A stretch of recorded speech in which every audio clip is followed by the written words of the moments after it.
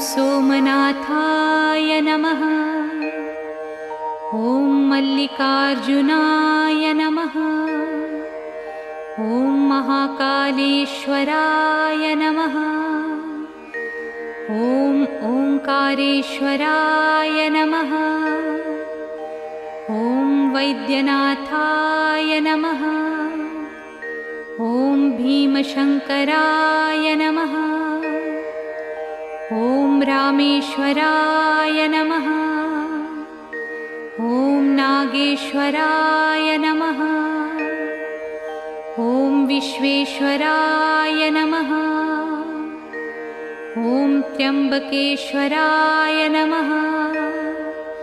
ॐ केदारेश्वराय नमः।